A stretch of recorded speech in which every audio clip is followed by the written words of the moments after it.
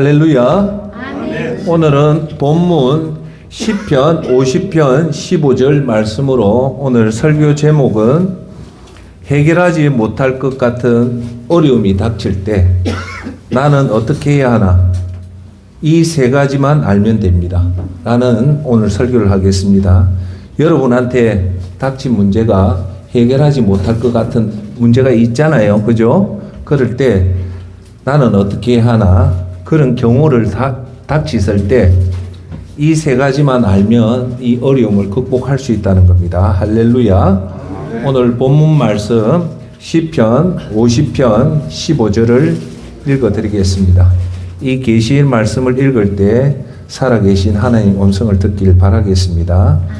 재난의 날에 나를 불러라. 내가 너를 구하여 줄 것이요 너는 나에게 영광을 돌리게 될 것이다. 아멘. 자, 오늘 본문 말씀은 시편 50편 15절인데 무슨 날에? 재난의 날에. 어려움이 닥치고 힘든 일이 닥칠 때 어떻게 해라고 놓습니까?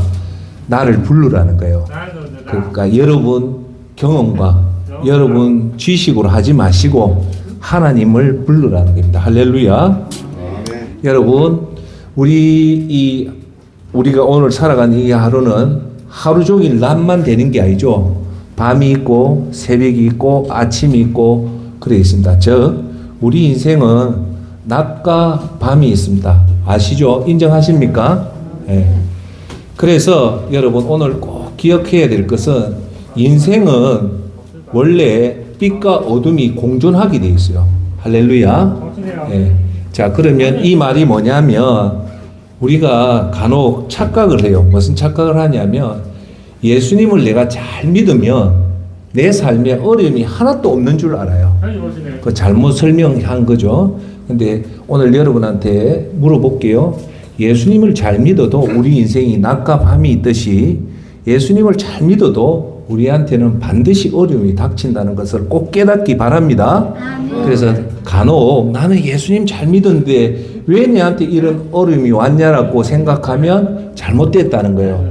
예수님을 잘 믿는 사람이나 안 믿는 사람이나 하루에 밤이 오고 아침이 오듯이 우리 삶에도 이렇게 밤이라는 어려움이 닥친다는 것을 여러분 받아들이기 바랍니다. 그럴 때 어떻게 해라고요? 오늘 성경에 하나님을 찾으라는 겁니다. 할렐루야. 예. 그래서 우리 인생에는 여러분 살아보니까 느낌이 오죠. 도저히 감당할 수 없는 문제들이 일어납니다. 일어난 적 있어요, 없어요? 다 있습니다. 숨이 막히고 끝이 보이지 않는 고난의 시기가 반드시 옵니다. 저도 그렇고 여기 계신 여러분도 그 고난의 시기가 반드시 옵니다. 그럴 때 고난의 시기가 왔을 때 여러분들은 이걸 어떻게 해야 할까요? 이걸 어떻게 해야 될까요? 내가 가야 될 방향을 잃고 어떻게 해야 할지 막막할 때 이런 경우가 반드시 닥쳐요. 예. 오늘 설교는 이럴 때 몇 가지, 세 가지 방법으로 이 어려움을 극복하는 방법을 제시하는데 이 방법을 사용하면 여러분들이 그런 어려운 문제를 다 해결할 수 있다는 겁니다. 할렐루야. 문제가 뭐냐면 해결하지 못할 것 같은 큰 문제가 닥칠 때 나는 어떻게 해야 하나? 첫 번째는 예수님 믿음을 확신을 가지고 말씀을 가지십시오입니다. 그 어려움을 극복할 때 첫 번째 예수님의 사랑을 확신하고 이겨나갈 때 하나님 말씀을 붙잡아라는 겁니다. 두 번째 여러분이 어려운 문제가 왔을 때 어떻게 극복해야 되냐면 주위 환경을 깨끗하게 하라는 거예요. 어떤 거요? 주위 환경. 여러분들. 그래서 오늘 여기 그 유명한 깨진 유리창의 법칙을 얘기하고 지난주에 말했던 파워 앤 포스의 그 이론을 얘기를 하겠습니다. 세 번째, 이렇게 극심한 내가 어찌할 수 없는 이 어려움을 닥칠 때 세 번째 우리가 이겨나갈 수 있는 방법은 뭐냐? 긍정적으로 받아들이라는 거예요. 긍정적으로. 그래 오늘 여기 그 유명한 스톡데일 패러독스에 대해서 말씀을 드리고 이걸 이길 수 있는 방법 하나 그리고 get2에 대해서 얘기를 하겠습니다. 자, 이제 첫 번째 여러분한테 해결하지 못할 어려운 문제가 닥칠 때 어떻게 하냐면 제일 먼저 해야 될 것은 예수님 사랑에 대한 확신을 가져야 된다는 겁니다. 할렐루야. 우리가 예수님 믿는 사람들이 간혹 잘못 생각하는 게 뭐냐면 이런 오류에 빠져요. 나는 예수님을 너무너무 잘 믿었는데 내한테 이런 시련이 오니까 혹시나 예수님이 나를 버리지 않았나, 또는 예수님이 나를 외면하지 않느냐, 이런 문제를 가지면 사실은 사태가 심각해집니다. 그래서 여러분한테 지금 오늘 여기 계신 여러분 같이 예수님을 잘 믿었는데 갑자기 암이 생겼다, 갑자기 사업에 부도가 생겼다, 갑자기 자녀의 문제가 생겼다 했을 때 제일 먼저 해야 될 게 뭐냐? 그럼에도 불구하고 여전히 예수님은 여러분을 사랑한다는 것을 꼭 믿기 바랍니다. 그것만 안 놓치면 돼요. 그걸 놓치면 이제부터 어떻게 되냐? 우리가 우울해지고 그게 계속적으로 돼서 상당히 힘든 지경까지 빠집니다. 왜 제가 이런 말을 하냐면, 그때도 제가 한번 여러분한테 잠시 얘기했는데, 제가 누구라고 얘기는 못하는데 여러분한테 가장 좋은 하나님 말씀을 증거한 이런 목사가요, 사실은 이 우울증에 빠져가 자살한 경우가 있었어요. 근데 그 목사가 엄청 유명한 사람이에요. 서울대학 출신이고 외국에서 사역하다 우리나라 들어왔는데 그런 우울증이 있다. 그 말은 제가 오늘 하는 얘기는 뭐냐면 이거예요. 여러분한테 이런 위험한 문제가 닥쳤을 때 이걸 사실 조금 심각하게 받아들이고 이걸 극복하려는 방법을 알고 노력할 때 이 우울증은 그렇게 어렵지 않게 극복하는데, 오늘 제가 이 설교하는 목적은 이걸 방치를 해비면 어떻게 되냐면 이 우울증으로 와가지고 극심해서 여러분 스스로가 이겨내지 못하는 위기까지 빠질 수 있다는 겁니다. 할렐루야. 예. 자, 그래서 이럴 때 예수님 사랑을 하는 믿음의 확신을 가지라는데, 요한복음 16장 33절에 아주 여러분한테 도움을 주는 말씀을 합니다. 무슨 말을 하냐면 내가 세상을 이겼다는 거예요. 너희로 하여금 내 안에 평화를 얻게 하려는 것이다. 너희는 세상에서 시련을 당할 것이냐? 예수님이 얘기해요. 시련을 당할 것이냐? 그러나 용기를 내어라. 내가 세상을 이겼다는 겁니다. 할렐루야. 자, 이 말은 뭐냐? 예수님이 세상을 이겼기 때문에 너희들은 걱정하지 말라는 겁니다. 요걸 꼭 기억하십시오. 즉, 우리가 어떠한 어려움이 오고 고난이 닥치고 암이 오고 해도 우리 곁에 누가 있다는 것을 목사가 꼭 여러분한테 말씀드리고 싶냐면 예수님은 여러분 곁에 꼭 있다는 겁니다. 할렐루야. 자, 여러분 한번 생각해 봅시다. 예수님이 어떻게 돌아가셨습니까? 십자가에서 6시간 동안 그거 쉽게 말해서 참혹한 고통 가운데서 예수님이 돌아가셨단 말입니다. 이해하시죠? 자, 그런데 예수님이 뭐 때문에 돌아가셨습니까? 저와 여러분의 죄를 대속하기 위해서, 죄값을 대속하기 위해서 예수님이 십자가에 돌아가셨단 말입니다. 자, 그러면 예수님은 내가 너희들 죄를 다 가지고 죽었는데 여러분들이 죄짐에 고통받는 걸 예수님이 허용할까요? 안 할까요? 안 합니다. 예수님이 여러분 죄를 다 대속해서 죽었기, 어디에? 십자가에 돌아가셨기 때문에 예수님은 이제 너희들은 죄에서 자유함을 누리라고 예수님이 십자가에 돌아가셨다는 겁니다. 할렐루야. 그러니까 예수님 입장에 여러분들이 죄 때문에 힘들어하고 어려움 때문에 힘들어하는 것은 예수님이 이미 십자가에서 다 해결했단 말입니다. 해결했기 때문에 예수님은 너희들이 고통할 필요 없다는 겁니다. 그걸 꼭 기억하십시오. 그래서 오늘 요한복음 16장 33절에 내가 다 이겼다는 거예요. 할렐루야. 죽음의 권세를 이겼다는 것은 뭐냐? 불안의 염려, 건강의 염려, 그리고 관계의 문제들을 이미 예수님이 다 해결해 놨다는 거예요. 그러니까 예수님 입장에서는 뭐라고 하냐면, 그러니까 너희들 염려하지 말라는 겁니다. 할렐루야. 그것을 꼭 기억하십시오. 내한테 오는 이 불안, 내한테 오는 암의 문제, 경제적인 문제는 이미 예수님이 2000년 전에 십자가에서 그 죄값을 다 없앴기 때문에 우리가 또다시 질 필요가 없다는 사실을 꼭 기억하시란 말입니다. 할렐루야. 아멘. 자, 그래서 우리의 짐을 대신 지켰기 때문에 우리가 예수님을 의지하면 반드시 그 어려움은 해결하게 된다는 겁니다. 할렐루야. 아멘. 두 번째는 이렇게 어려움이 왔을 때가 뭐냐면 불안하고 힘들고 우울해져요. 이럴 때 제가 오늘 여러분한테 드리는 핵심은 뭐냐? 이렇게 우울할 때, 오늘 잘 들어, 우울할 때 여러분 문제가 생기면 기분이 좋을까요? 우울해질까요? 우울해지고 불안하고 걱정이 생기죠. 자, 그러면 여러분 우울해지고 불안하고 걱정이 생기면 여러분들 어떤 좋은 감정이 생길까요? 안 생길까요? 안 생기죠. 그러면 좋은 일을 할 수 있을까요? 없을까요? 못합니다. 그래서 오늘 여러분들이 오늘 다른 거는 다 잊어도 요거는 꼭 기억하십시오. 어려움이 닥쳐가 마음이 무너졌을 때는 반드시 여러분 요거만 딱 기억하면 돼요.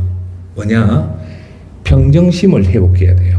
뭐라고요? 평정심. 마음이 편안한 상태로 여러분 만들어 놓으면 그 문제는 그렇게 안 어려워요. 문제는 불안하고 근심과 걱정이고 너무 우울하다 보니까 이 문제를 해결을 못 한단 말입니다. 그러면 뭐라고요? 여러분 마음이 일반적인 상태처럼 평정심을 찾기 위해서 가장 좋은 방법이 뭐다? 첫 번째가 예수님이 우리 죄를 다 대속해서 주었기 때문에 우리가 염려할 거 없다 하면서 그 다음 두 번째가 뭐냐? 하나님 말씀을 자꾸 불안할 때마다 하나님 말씀을 읽으십시오. 그러면 이 말씀이 여러분 마음을 지킵니다. 할렐루야. 자, 여러분 제가 좀 질문을 하나 던져볼게요. 자, 우리가 어려움을 닥쳤단 말입니다. 우리 남편이 암이 걸렸다. 이거는 상당히 심각한 문제예요. 우리 내 자신이 암이 걸렸다. 이게 심각한 문제예요. 그리고 직장에서 갑자기 해고 통지를 받았어요. 이거 아주 심각해요. 이런 문제가 생겼을 때 제일 좋은 방법은 여러분한테 친한 사람한테 이걸 고백해야 돼요. 여러분 심리학적으로 이런 문제가 일어났을 때 단 한 사람에게 몇 명요? 10명도 아니고 3명도 아니고 단 한 사람에게 위로만 받아도 극복할 수 있다는 거예요. 할렐루야. 자, 그런데 제가 친구한테 얘기해요. 친구야, 내가 이런 문제가 있다는데, 그런데 여러분 아시잖아요. 나이가 들면 들수록 우리 자존심이 생겨서 친한 친구조차, 특히 남자들은 얘기를 못해요. 여자들은 얘기를 하지만. 그죠? 자, 그런데 친구한테 얘기를 했단 말입니다. 하니까 친구가 하 목사 힘내. 그럴 수 있어. 가장 좋은 거는 심리학자나 뇌과학자들이 하는 얘기가 여러분한테 친구들이 어려움을 해소하러 왔을 때 여러분이 해줄 수 있는 제일 좋은 방법이 뭐냐? 위로와 격려래요. 뭐라고요? 위로와 격려하면 그 친구가 마음이 많이 한데 그거보다 더 좋은 게 있대요. 그게 뭐냐? 말 없이 옆에 같이만 있어줘도 그게 큰 도움이 된답니다. 할렐루야. 자, 그런데 제가 말하는 거는 이런 친구의 위로를 듣고 가면 이 위로 마음이 어느 정도까지 남아 있을까요? 1번 1시간, 2번 하루, 3번 일주일, 4번 평생.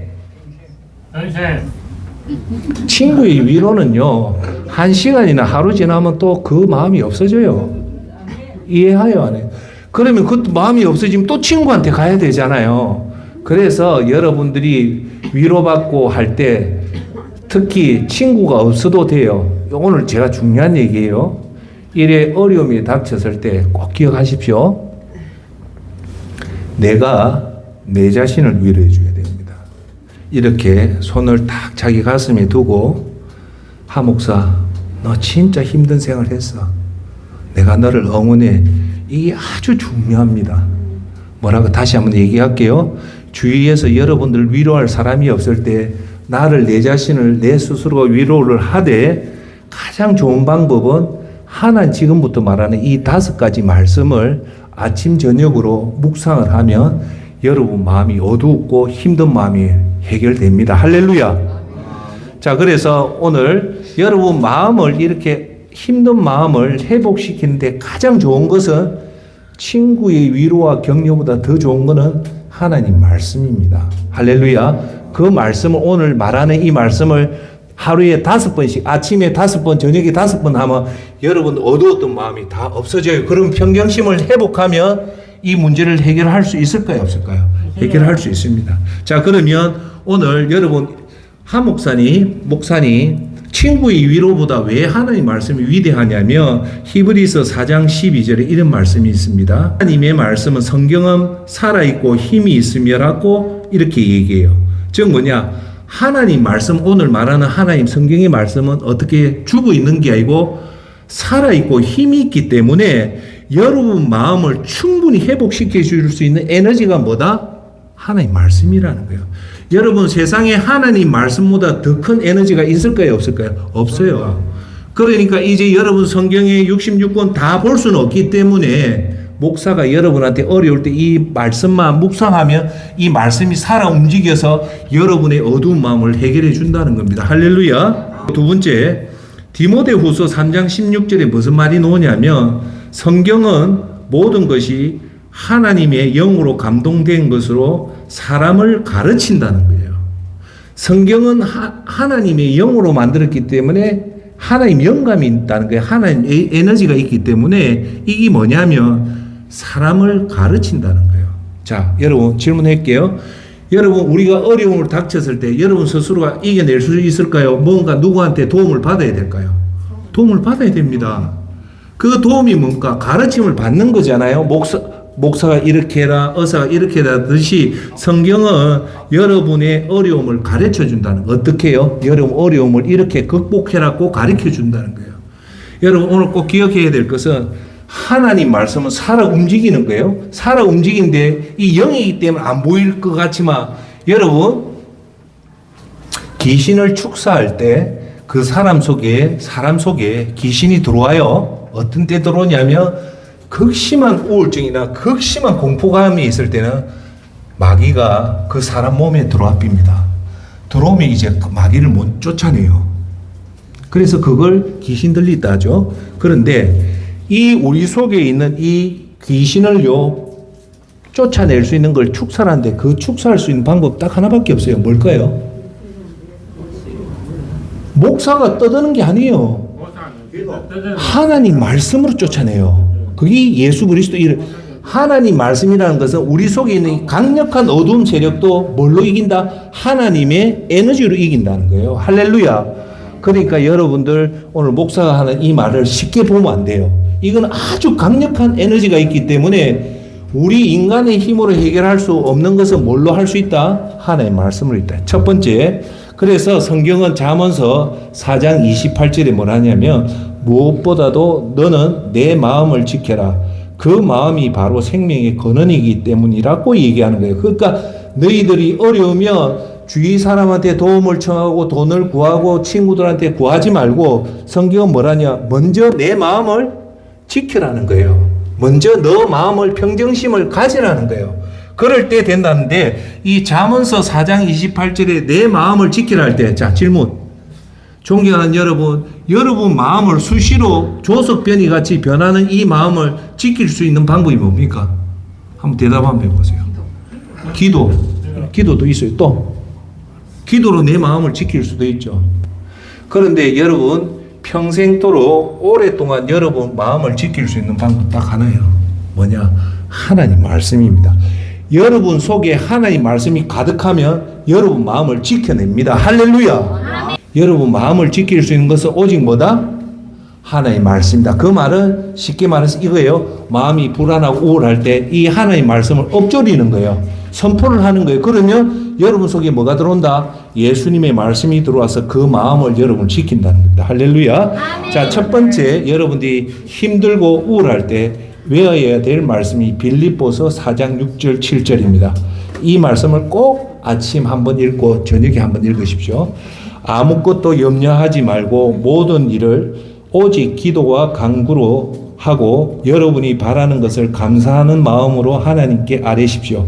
그리하면 사람의 헤아림을 뛰어넘는 하나님의 평화가 여러분의 마음과 생각을 그리스도 예수 안에서 지켜줄 것이라는 겁니다. 할렐루야. 아멘. 여러분 걱정 있는 마음을 기도와 간구로 감사하게 하는데 여기서 오늘 여러분이 힘들고 어려울 때 정말 미칠 때 그럴 때 제일 먼저 한 게 빌립보서 4장 6절 7절 6절의 첫 마디가 뭐냐? 아무것도 염려하지 말라는 거예요. 할렐루야. 아멘. 이것을 꼭 붙잡으십시오. 저도 제일 힘들 때 마음이 힘들 때 이 빌립보서 4장 6절 첫 마디부터 아무것도 염려하지 말라는 겁니다. 할렐루야. 아멘. 자, 두 번째는 고린도전서 10장 13절 기억하십시오. 적어 놓으십시오. 여러분은 사람이 감당할 수 없는 시험 당한 적이 없습니다. 하나님은 신실하셔서 여러분이 감당치 못할 시험은 허락하지 않으시며 시험 당할 때도 피할 길을 마련해 주셔서 여러분이 능히 감당할 수 있게 하십니다. 여기서 꼭 기억해야 될 것은 오늘 여러분한테 닥친 암의 문제, 건강의 문제, 자녀의 이혼의 문제는 여러분한테 온 것은 하나님이 첫째 기억할 것은 감당할 수 있기 때문에 준다는 거예요. 할렐루야. 아멘. 감당 못하면 여러분 다 암을 안 주고, 감당 못하면 사업의 파산도 안 주고, 감당을 못하면 자녀 이혼도 안 준단 말입니다. 여러분한테 왔다는 것은 여러분이 이겨낼 수 있기 때문에 준다는 겁니다. 할렐루야. 아멘. 두 번째는 뭐냐면 이렇게 시험을 줬을 때, 암의 문제가 왔을 때 반드시 하나님은 피할 길을 주셔서 이걸 감당하게 해준다는 겁니다. 할렐루야. 아멘. 그러니까 오늘 여러분이 사업의 부도, 이혼의 문제, 이런 건강의 문제가 와도 반드시 기억할까? 이것은 내가 극복할 수 있기 때문에 하나님 주신 거고, 두 번째 피할 길을 주면서 감당하게 해주신다는 믿음을 가지시길 바랍니다. 자, 세 번째, 여러분이 힘들고 어려울 때 외워야 될 말씀. 시편 34편 18절 말씀을 꼭 외우십시오. 주님은 마음 상한 사람에게 가까이 계시고 영혼이 짓밟힌 사람을 구원해 주신다. 시편 34편 18절은 뭐냐? 예수님은요, 특히 예수님은 어려움에 처한 성도를 가까이 한다는 거예요. 자, 예수님이 100m 멀리 있는 사람하고 1m 옆에 있다는 말이 뭘까요? 가까이 한다는 거죠. 예수님은 어떤 사람을 가까이 간다고요? 마음이 상한 사람. 마음이 상한 사람. 내가 암이 걸려가지고 이제 마음이 이렇게 무너져 있고, 내가 경제적인 문제 때문에 이렇게 무너져 있고, 우리 딸이 사위한테 저렇게 고난을 당해 무너져 있을 때, 이런 마음을 가진 상태인 사람한테 누가? 예수님이 가까이 해준다는 겁니다. 할렐루야. 아멘. 특히나 영혼이 짓밟힌 사람, 너무너무 힘든 사람에게는 반드시 예수님이 구원해 주신다는 겁니다. 할렐루야. 아멘. 자, 네 번째는 로마서 8장 28절.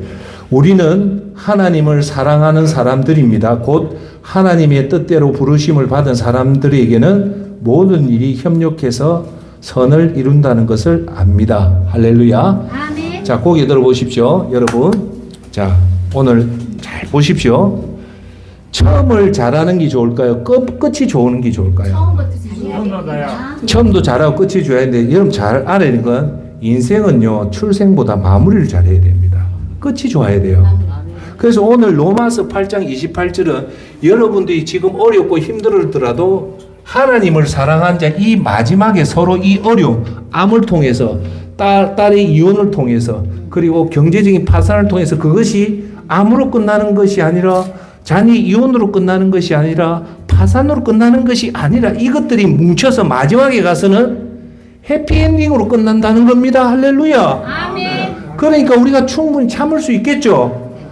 끝은 내가 지금 암이 걸리고 내 지금 이래 경제적으로 어려워서 이제 실직사 상태가 되는데, 앞에 하나님을 사랑하는 사람한테는 결국은 이것들이 협력해서 뭐가 된다고요? 더 큰 선을 이루게 한다는 겁니다. 할렐루야. 아멘. 그러니까 우리가 해피엔딩이 좋은 것으로 끝난다는 말입니다. 할렐루야. 아멘. 자, 그 다음 제 요한복음 14장 27절. 나는 내 평화를 너희에게 준다. 내가 주는 평화는 세상이 주는 평화와 같이 아니하다. 아니다. 너희는 마음에 근심하지 말고 두려워하지도 말라. 여기서 중요한 얘기가 나와요. 요한복음에서 예수님은 뭐라냐면 내가 너희한테 두 가지를 얘기해요. 평화를 준다는 거예요. 이해가 됩니까? 내가 지금 내일 먹을 살도 없고 내일 당장 병원에 가는데 이렇게 어려운데 뭘 준다고요? 예수님은 평안을 준다는 거예요. 왜요? 앞서부터 첫 번째부터 네 번째 말들이 위로가 되는 거예요. 평안을 주면서 두 번째 하는 말이 뭐냐? 마음에 근심도 하지 말고 두려워하지 말라는 거예요. 할렐루야. 아멘. 왜요? 내가 이미 십자가에서 그 고통을, 그렇게 힘든 고통을 다 당했단 말입니다. 당했는데 이제 너희들까지 그런 고통 당하지 말라는 겁니다. 할렐루야. 이해하세요? 아멘. 자, 여러분이 자식을 위해서 예나 칩시다. 여러분이 자식이 고통 당할 것을 생각하고 십자가에서 그 고통을 자녀 대신 다 짊어졌단 말입니다. 그런데 자식이 또 내처럼 똑같이 그 고난을 지면 여러분들이 좋아할까요? 안 좋아할까요? 안 좋아하죠. 내가 다 졌는데. 예수님이 하시는 말씀이 그거예요. 내가 이미 너희들의 모든 문제를 다 해결했기 때문에 아무 걱정하지 말라는 겁니다. 할렐루야. 아멘.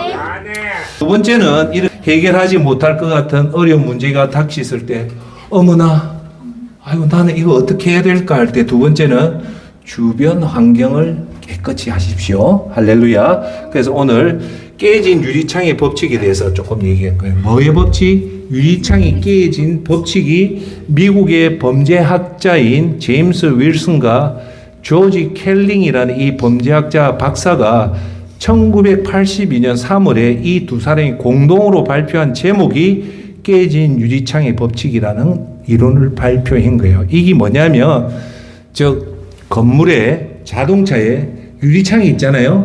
그 유리창 하나가 깨진다는 거예요. 깨지는데 깨지면 어떻게 해야 됩니까? 어떻게 해야 됩니까? 갈아야죠. 그렇죠. 그게 정상이잖아요. 근데 이 두 박사가 연구를 해보니까 이 깨진 유리창을 그대로 방치해 두면 그 이후로부터 그 깨진 건물 주위로 범죄가 늘어난다는 거예요. 범죄가. 자, 여러분한테 더 얘기할게요. 길거리에 차가 있어요. 오래된 방치된 차가 있는데 아무것도 안 빠지면 그 차는 그대로 가요. 그런데 어느 순간에 어느 누구가 유리창을 깼단 말입니다. 그러면 그 다음날 되면 차가 분해가 되어 있어요. 이 깨진 유리창의 법칙이다. 즉 하나의 유리창이 깨어지면 빨리 그것을 방치하지 말고 수습을 해야 되는데 만약에 이것을 안 하면 범죄가 생긴다는 이론인데 이것이 우리한테 의미하는 바가 뭐냐면 작은 일이 생겼을 때 여러분한테 시련이 생겼을 때 즉시 정리정돈하고 바로잡는 삶의 질서, 자율성, 도덕성을 지키는 것이 매우 중요하다는 겁니다. 즉 다시 내가 힘들어졌단 말입니다. 힘들어지면 자 여러분도 경험하잖아요. 청소를 합니까 안 합니까? 안 하죠. 안 합니다. 무기력에 빠지면 아무것도 하기 싫어요. 그러면 이 작은 질서가 나중에는 큰 사건으로 벌어진다는 게 깨진 유리창의 법칙입니다. 그러면 여기서 말하는 것은 어려울 때일수록 조그만 거지만 주위를 청소해라는 겁니다. 예. 자, 우리가 힘들어진 문제가 생길 때 제일 먼저 나타나는 것이 주변 환경도 무너집니다. 그래서 어질러진 방이 점점 어질러지고 설거지하는 그릇이 사여가고 빨래가 사여지면서 이렇게 주변 환경이 무너져요. 우리가 머문 공간은 즉 우리 상태를 반영합니다. 우리가 머무는 공간은 무슨 상태? 여러분의 마음 상태를 보인다는데 자 제가 어떤 여사님 집에 가보니까 그 공간에 소지가 돼 있다는 말은 그 사람의 마음 상태가 잘 돼 있다는 거예요. 예. 그러니까 그 집에 가보니까 엉망이라 할 때는 그 사람도 사실 엉망일 경우가 많다는 겁니다. 이럴 때는 정리정돈을 해라는 신호라는 거예요. 결국 자신의 공간을 돌보지 못하면 결국 자기 자신도 제대로 관리하기 어려워진다는 겁니다. 여러분 주위가 어려워지면 결국 그 상태에서는 자기가 자기 자신을 관리할 수 있다 없다? 못한다는 거예요. 그래서 여기서 말하는 것은 이렇게 될 때 여러분들이 낙심할 일이 생기고 어려운 일이 생길 때 잘 기억하십시오. 여러분 주변을 쉬운 것부터 깨끗하게 정리해라는 겁니다. 할렐루야. 아멘. 여러분 정리정돈은 하는 것은 여러분 방을 정리정돈하는 것이 아니라 여러분 주목해야 됩니다. 이 정리정돈은 여러분 속에 있는 나쁜 감정을 없애는 데 매우 좋은 방법이 이 정리정돈이에요. 여러분 마음이 이렇게 나쁜 마음이 있을 때 이것을 치유할 수 있는 것은 제일 좋은 게 뭐냐? 정리정돈이라는 겁니다. 할렐루야. 아멘. 여러분들 이렇게 정리정돈이 되면 어떻게 되냐면 사람의 심리는 더 좋아지려고 하는 거예요. 선순환 좋아지면 계속 점점 더 좋아지려고 하거든요. 그게 뭐냐? 여러분이 아무리 어려도 방이 정리정돈이 되고 좋은 감정이 생기면 그 어려움을 극복하게 된다는 겁니다. 할렐루야. 그런데 만약에 우리 일반인들은 무기력하고 힘이 없어지면 이제 방이 점점 어지러워지고 설거지가 쌓이고 청소가 안 되기 시작하면 그 사람은 무너지면 제가 지난 금요일 날 설교를 뭘 했냐면 미국의 유명한 데이비드 R. 호킨스 박사가 쓴 아주 유명한 책이 있어요. 그 제목이 뭐냐? 파워 앤 포스라는 책이에요. 파워와 포스. 그게 뭐냐? 사람한테는 좋은 감정이 생길 때 에너지가 생기는데 나쁜 감정이 이 포스라는 힘이 생기는데 주목해야 될 사실은 뭐냐? 잘 들어보십시오. 사람이 에너지가 좋아질 때 사랑을 하고 이렇게 그 좋은 사랑하고 선행을 하면 에너지 지수가 높아지는데 에너지가 극도로 떨어질 때, 즉 우울하고 무기력하고 이렇게 극도로 우울해질 때는 이 포스 힘이 강해지기 때문에 뭐라고 얘기하냐면 그때는 절대 자기 힘으로 못 빠져나온답니다. 그렇게 무너지면 옆에 사람들이 안 도와주면 이 사람은 결국 죽게 된다는 거예요. 이 무서운 얘기예요. 근데 그 사람이 처음부터 그렇게 되는 것이 아니라 아주 작은 것을 방치하다 보니까 이게 나중에 걷잡을 수 없는 것이 된다는 거예요. 그 첫 번째가 뭐냐? 정리정돈이라는 겁니다. 할렐루야. 그래서 제가 여러분한테 꼭 말씀드리고 싶은 건 힘들고 어려울 때 다른 건 안 해도 돼요. 푹 주무시고 오래 자도 돼요. 단 조금만 해야 되는 거는 여러분 주의만이라도 정리정돈을 딱 해놓으면 발판이 돼요. 일어설 수 있는 발판이 된다는 겁니다. 할렐루야. 자, 여러분 지금까지 세계 역사 그 질병 중에 제일 무서웠던 질병이 뭘까요? 15세기에 일어났다 흑사병입니다. 패스트가 발병이 돼서 중세 유럽에 5천만 명 중에 2천만 명이 죽어요. 그 패스트가 뭐냐면 쥐의 배설물에 의해서 해서 징기스칸이 유럽을 침공 못했던 이유도 이 패스트 때문이에요. 패스트. 근데 이 패스트에 놀라운 사건이 하나 일어나요. 이 패스트가 벌어졌을 때 그때 중세시대도 유대인들이 되게 학대를 받았거든요. 근데 놀라운 사실은 유대인들이 패스트 안에서 거의 다 살아남은 거예요. 다 죽었는데 그러니까 엄청난 수가 죽는데 대재앙이 일어났는데 유대인만 살아난 거예요. 왠가 아십니까? 유대인의 그 살아났던 비결이 뭐냐? 청결했다는 거예요. 뭐요? 청결. 그래서 여러분 모세가 성경을 쓰잖아요. 창출, 레민신, 창세기, 출애굽기, 레위기, 민수기, 신명인데 세 번째 책이 뭡니까? 레위기거든요. 이 레위기가 뭐냐면 제사에 관련된 정결 의식을 쓴 거예요. 여기서 여러분 꼭 기억할 것은 죄가 있으면요 더러움이 생깁니다. 그래서 정결 의식은 죄로 인해 더러워진 것을 정결 예식을 통해서 깨끗하게 하는 것인데 그것이 뭐냐? 물로 씻는 거예요. 그래서 이 정결 의식이라는 말은 물로 씻는다는 말은 청결해진다는 거예요. 할렐루야. 그래서 고린도후서 7장 1절에 이런 말이 나옵니다. 육과 영의 모든 더러움에서 떠나서 자기를 깨끗게 하고 하나님을 두려워하는 삶 가운데서 온전히 거룩하게 됩시다라고 말씀하는 게 뭐냐면 깨끗해라는 거예요. 정결해라는 겁니다. 할렐루야. 예. 자, 이제 세 번째입니다. 해결하지 못할 것 같은 어려운 문제가 닥칠 때, 나는 어떻게 해야 될 때 세 번째는 뭐냐? 긍정적으로 받아들이라는 겁니다. 자, 대부분 사람은 내한테 암이 왔다, 계속적으로 경제적으로 어려움이 오면 대부분 우리나라 사람들이 뭐라 합니까? 특히 경상도 사람들이 내 팔자가 와 이렇노, 내 신세가 와 이렇노, 이렇게 대부분 얘기해요. 그리고 내가 무슨 죄를 지었다고 이렇게 고통받나? 옆집 철수 얼마나 저렇게 잘 사는데 그런 생각을 해요. 그럴 때 꼭 기억할 것 세 번째는 뭐냐? 뭐라고요? 긍정적으로 받아들이라는 겁니다. 할렐루야. 자, 그 말은 여러분 오늘 설교 주제가 뭡니까? 예수님을 믿어도 세상 사람같이 똑같이 어려움 온다는 걸 받아들이라는 거예요. 봄과 여름이 있듯이 인생은 예수님 믿고 내 어려움 없다는 사람 순 거짓말이에요. 목사도 암에 걸리고 장로도 사업에 그거 하고 권사집 딸 며느리가 다 이혼도 하고 세상 사람하고 똑같이 우리 그리스도인한테도 어려움이 온다는 걸 받아들이라는 겁니다. 할렐루야. 자, 고린도후서 1장 8절 9절 형제 자매 여러분, 우리는 아시아에서 이 누구냐면 사도 바울이 하는 얘기예요. 아시아에서 당한 환난을 여러분이 알기를 바랍니다. 너무 많은 고난을 당했는데 여러분도 내가 어떤 고난을 당했는지 알아라는 겁니다. 우리는 극도로 짓눌려서 견딜 수 없을 만큼 괴로웠으며 마침내는 살 가망마저 끊어졌습니다. 우리는 이미 죽은 몸이라고 생각하였습니다. 그러나 이것은 우리로 하여금 우리 자신을 의지하지 않고 죽은 사람을 살리시는 하나님을 의지하게 하시려는 겁니다. 라고 얘기해요. 여기 두 가지예요. 여기 나오는 사도 바울의 고난이 뭐냐면 우리는 극도로 짓눌려서 건질 수 없을 만큼 괴로웠으며 마침내 살 가망마저 끊어졌습니다. 우리는 이미 죽은 몸이라고 생각하였다라고 이만치 고난이 왔다는 것은 뭡니까? 우리 믿음이 좋을까요? 사도 바울이 믿음이 좋을까요? 우리 믿음이 이래라면 사도 바울은 만의 그 믿음인데 사도 바울한테도 이런 고난이 왔다는 거예요.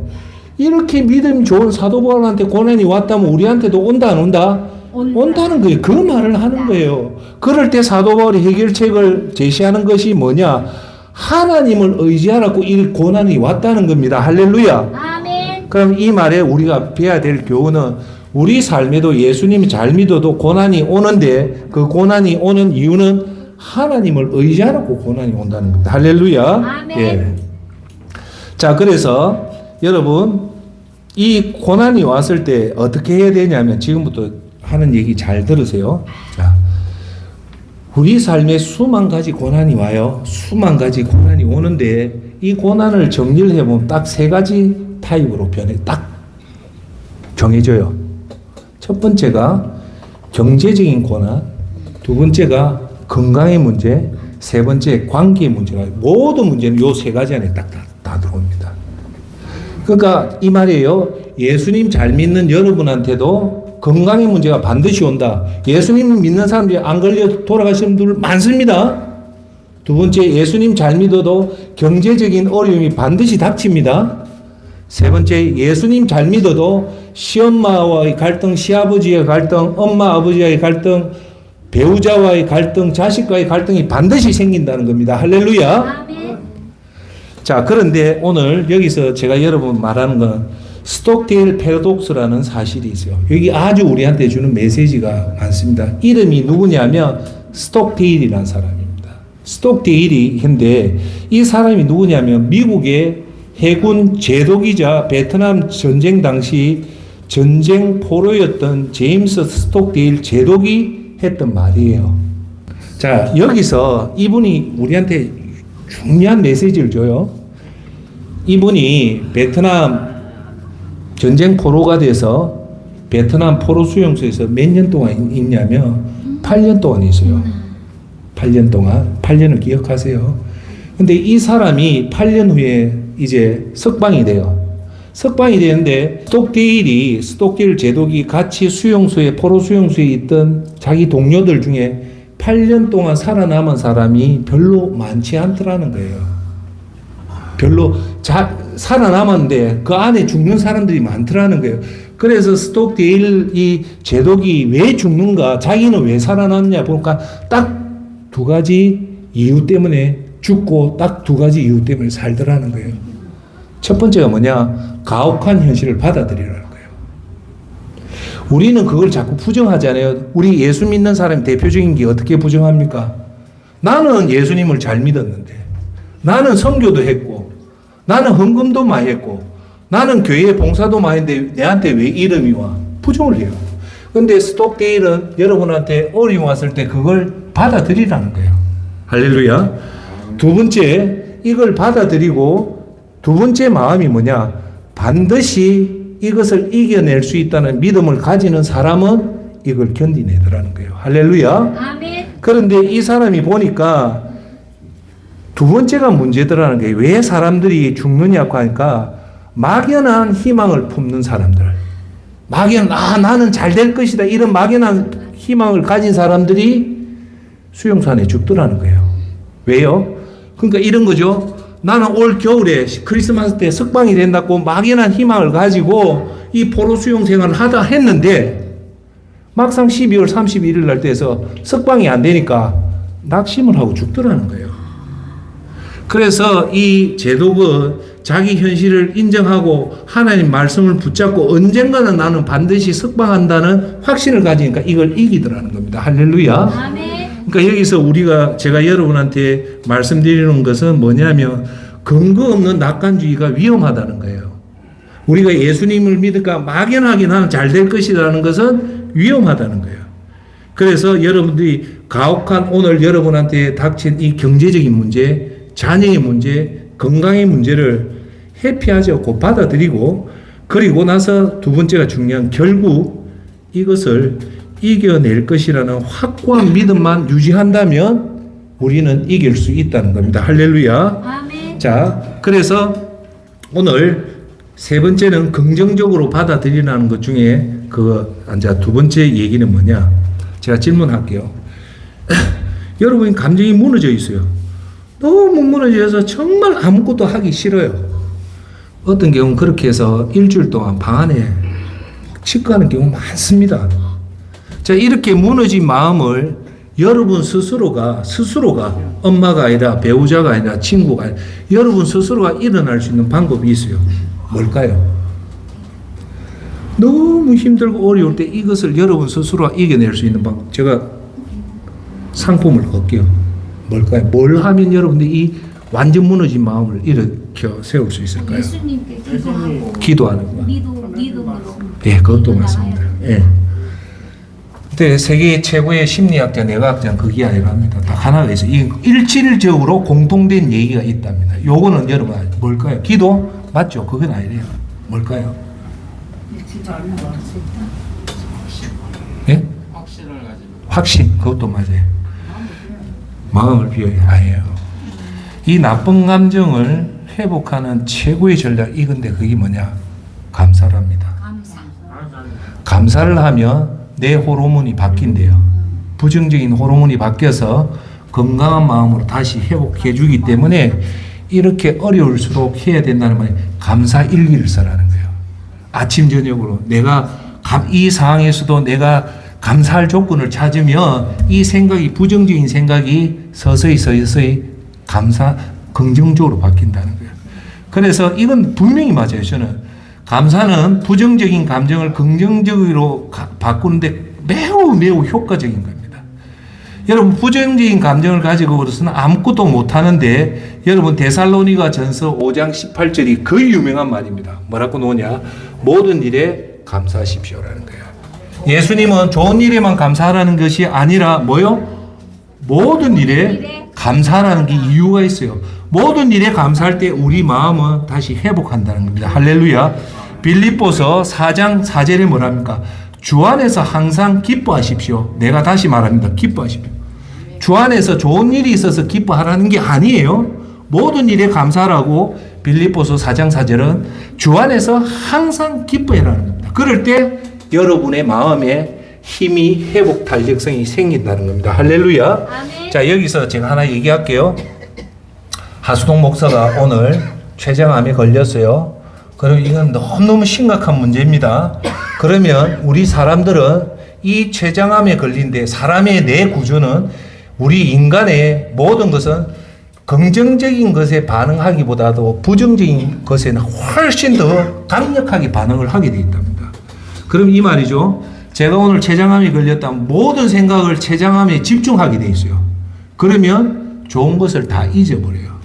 그런데 사실 감사함을 찾으면 이런 것은 췌장암 하나인데 우리가 점점 마음에 힘이 생기면 감사한 것이 99가지를 발견하게 됩니다. 할렐루야. 그러니까 우리가 힘든 것은 경제적인 어려움이 여기에 몰입하다 보면 실제로 내가 남아있는 좋은 것들을 다 잊어버린다는 거예요. 자, 제가 한번 얘기할게요.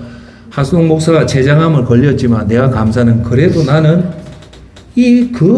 힘들다는 천국 입성에 갈 수 있잖아요. 할렐루야. 아멘. 구원받았잖아요. 이거만치 더 감사한 게 있습니까? 우리가 예수님의 십자가 보혈로 우리의 죄를 모두 사함받고 천국 간다면 이거보다 더 감사할 거 있으면 얘기해 보세요. 이 세상에서 구원보다도 더 높은 감사가 없어요. 왜? 최종은 우리는 승리한다는 거 아닙니까? 할렐루야. 믿습니까? 저는 그래요. 아무리 힘들고 어려우면 마지막에 내가 내 스스로 지켜내는 말이 딱 하나예요. 하 목사, 그래도 천국 안 가나? 천국 가는 걸 준비하자 하면 어려운 마음도 풀립니다. 두 번째, 그래도 내가 췌장암 걸렸지만 아직도 사용할 시간이 있습니다. 할렐루야. 아멘. 유명한 말을 해요. 오늘은 어제 죽었던 사람이 그렇게 목숨 걸고 기대했던 것이 오늘의 시간입니다. 맞죠? 우리한테는요, 사실 오늘 죽는 사람한테 내일의 시간이 중요하지만 아직도 저와 여러분은 내일 모레 한 달 설 수 있는 시간이 있다는 겁니다. 할렐루야. 세 번째, 아직도요, 우리한테는 햇빛이 있고요, 바람이 있고 공기가 있습니다. 할렐루야. 이걸 돈으로 살 수 있을까요? 여러분, 햇빛 없으면 못 살아요? 공기 없으면 못 살아요? 바람 없으면 못 삽니다. 이게 얼마나 감사한 겁니까? 할렐루야. 아멘. 네 번째, 아직도 내가 먹을 것이 있고 따뜻하게 잘 수 있고 따뜻한 물을 쓸 수 있다는 게 얼마나 감사합니다. 감사. 그리고 다섯 번째, 그럼에도 불구하고 마태복음 28장 20절, 내가 세상 끝날까지 항상 너희와 함께 있을 것이다. 할렐루야. 아멘. 제가 여기 계신 어르신들한테 꼭 어르신들하고 얘기를 하면요, 특히 남자 어르신들 어려움을 주위한테 얘기 안 합니다. 그럴 때 꼭 기억할 거는 자기가 자기 자신한테 위로를 해주세요. 그리고 우리는 절대 내부 워크홀론 혼자 걷지를 안 해요. 누가 있습니까? 예수님이 있습니다. 할렐루야. 아멘. 우리가 마태복음 28장 20절 뭡니까? 너희와 항상 너희와 함께 있을 것이라는 겁니다. 할렐루야. 아멘. 그러니까 우리가 어려울 게 없단 말입니다. 할렐루야. 아멘. 그래서 우리는 어떤 그런 얘기를 했대요. 어떤 아줌마가 60대 아줌마가 몸이 안 좋으니까 십니까 의사가, 여사님 야외 나와서 좀 걸으세요 그랬대요. 그러니까 자기가 살고 싶어서 야외에 앉아 걸은 거예요. 걷는데 가다가 젊은 그 친구의 딸이, 아이고 어머니, 아이고 반갑네요, 어찌 여기서 이래 걷기를 다 합니까? 하니까 이 여자가 두 가지 반응을 하더래요. 아이고 말 말아 미치겠다, 의사 선생님 해라니까 해더라 이거 하니까 안 낫더라는 거예요. 그게 영어로 말하면 have to입니다. 반드시 해야 돼요. 근데 다른 사람은 get to, 그래 나는 오늘 이것을 통해서 걷는 기회를 얻었어, 내가 건강을 찾을 수 있는 기회를 얻었다는 게 get to 플러스 원형 동사입니다. 사람은 이렇게 어려움을 get to로 받아들여요. 내가 이걸 통해서 건강할 기회를 얻겠다는 사람은 낫더라는 겁니다. 할렐루야. 아멘. 자, 이제 결론을 맺겠습니다. 오늘 설교 제목이 뭡니까? 우리가 예수님을 잘 믿고 어떤 경우든 재산이 무너질 수도 있고 건강이 악화가 될 수도 있고 관계가 무너질 때가 반드시 옵니다. 그럴 때 우리가 어떻게 해야 되냐면, 첫째, 반드시 기억해야 될 것은 예수님이 십자가에서 우리를 대신해서 다 죽었기 때문에 우리는 이제 그런 걱정할 필요가 없다는 것이 예수님의 말씀입니다. 뭐라고 합니까? 세상을 이겼다는 겁니다. 할렐루야. 아멘. 두 번째가 뭐냐? 하나님 말씀을 기억해서 오늘 말했던 5가지 말을 아침 저녁으로 되새기라는 겁니다. 두 번째, 이렇게 어려움 왔을 때 여러분이 반드시 해야 될 게 뭐냐? 주위의 환경을 깨끗이 해라. 깨진 유리창의 법칙처럼 하나의 유리창이 깨어졌을 때 빨리 안 갈면 전체 유리창이 다 무너지듯이 빨리 깨끗이 갈아 끼우라는 것은 너무 중요하세요. 힘들면 자고 싶은데 푹 자세요. 먹고 싶을 때 다 먹되 딱 하나만 하세요. 여러분 주위를 반드시 정리정돈을 하면 여러분이 회복할 힘을 가지게 된다는 겁니다. 할렐루야. 아멘. 세 번째가 뭐냐면 긍정적으로 받아들이라. 인생은 아침이 있고 밤이 있듯이 내한테도 어둠이 왔다. 그런데 오늘 말했던 스톡딜 제독이 베트남 포로 수용소에서 8년 동안 견뎠던 이유가 뭐냐? 그 가혹한 현실을 받아들이고 반드시 하나의 말씀을 붙잡으면 내가 이것을 극복한다는 확신을 가지니까 이겨내고 막연하게 내가 잘 될 것이라는 가진 사람 다 죽더라는 겁니다. 할렐루야. 아멘. 여기서 우리가 배워야 될 것은 어떤 경우든 이 나쁜 현실을 무시하지 말고 받아들이고 하나의 말씀대로 한번 반드시 이겨낸다면 이 어려움을 극복한다는 겁니다. 오늘 본문 말씀 get to와 have to를 얘기했죠. 어려워도 내가 이 기회다라고 받아들이면 그 병을 낫을 수 있다. 오늘 설교 본문 말씀 시편 15편으로 마치겠습니다. 재난의 날에 나를 불러라. 내가 너희를 구하여 줄 것이요 너는 나에게 영광을 돌리게 될 것이다. 아멘.